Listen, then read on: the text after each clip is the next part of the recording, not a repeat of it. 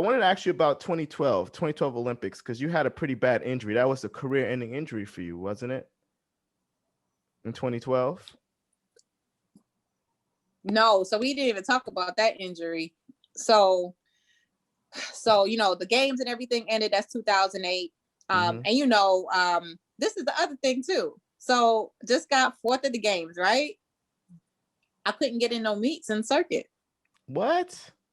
Yes, I couldn't I couldn't get in any meets. I'm just like, what? Olympic bronze medal would have had you. Right. But you're still a Jamaican. You were still a Jamaican national champion. So you're the top jumper from Jamaica. You should have still been able to get in some meets. Yeah, but this is a lot of moving factors, man. A lot of moving factors. Too many politics in this game. Yeah.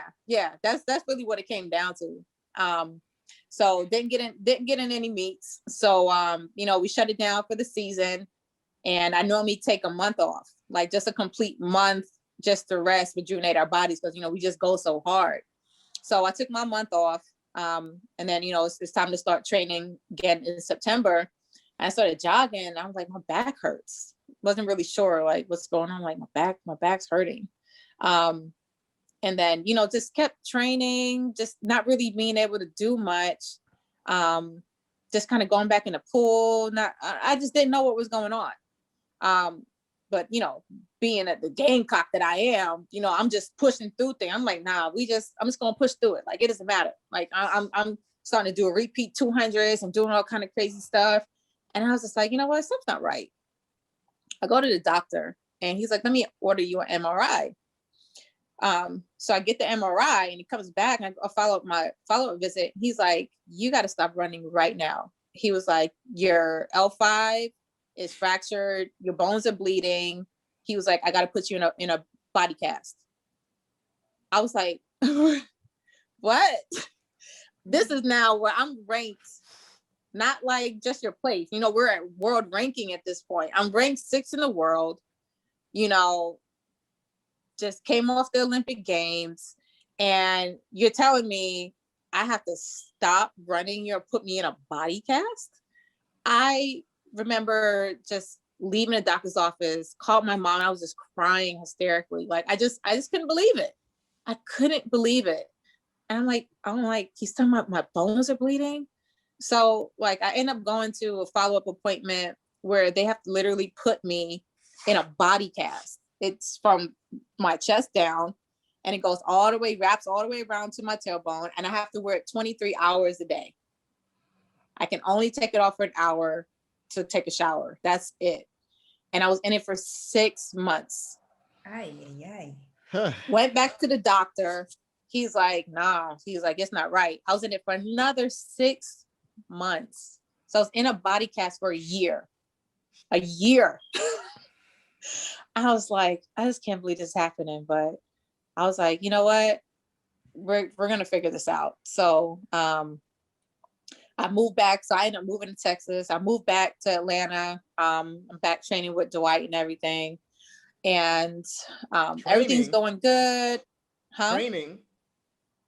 Training. Yeah. I start training again.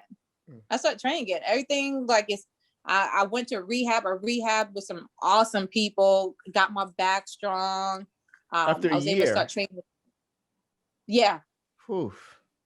After a year, I started training again. And everything was going really well. Like, training was going really well. But the issue with a lot of us athletes is we're just overzealous, like, push too fast, too hard. Yeah. I'm like, you know what?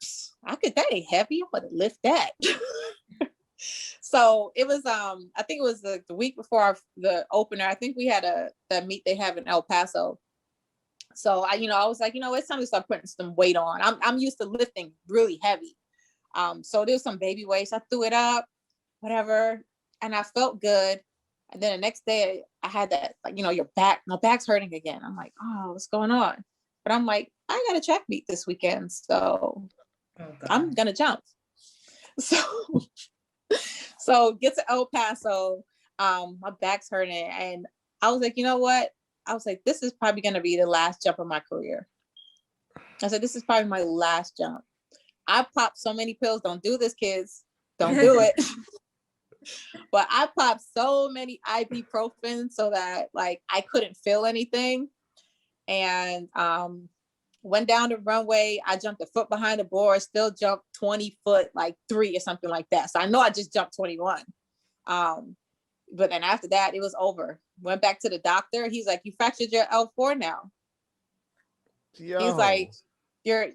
He was like, he's like, yo, wrap it up. He's like, wrap it up. So he's like, listen, he's like, here's your options. He was like, we can rehab again. He said, but what I'm going to tell you as a professional, I have to let you know, if you keep getting these CAT scans over your ovaries, it could mess up your ovaries to have kids.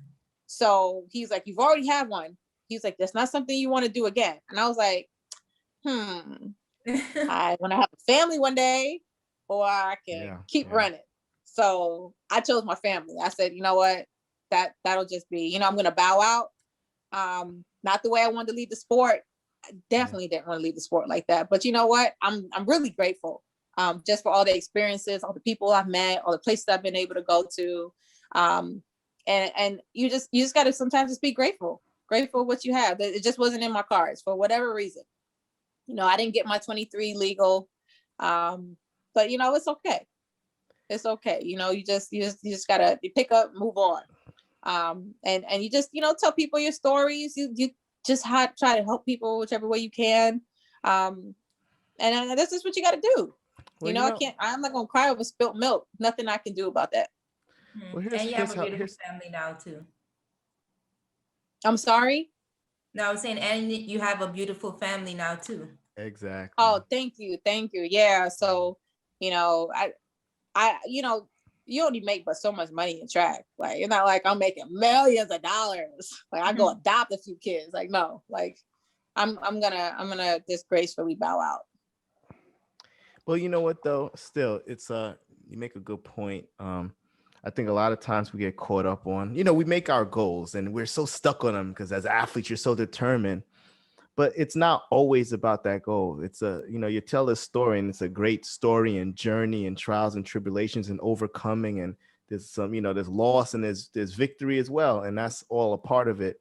And, you know, I always tell people, if you don't shoot for that high goal, then you're not going to get anywhere. You're not going to take any step. If you don't take any steps towards it, you don't get anywhere. But if you take steps towards it, even if you fall short and you fail and you don't hit that ultimate goal, you're the 4th best long jumper in the world when you don't succeed. You know, and that's still something to be proud of. It's exceptional, and it's not something to just shrug off. Like it's a real thing. You know, not everyone can get an Olympic medal. This is you know, 3 people on the planet, planet. So, you know, it's something big. Yep. So, you know, I've come to terms with it. You know, it was really tough when it happened. I was in a dark place. Like I didn't want to see track. I didn't want to hear track. I didn't want to see my track friends. I was just like, I just wanted to crawl under like a rock. But you know, I'm over it now where I can, you know, just come back and enjoy the sport. So I'm in a happy place and I'm okay with it.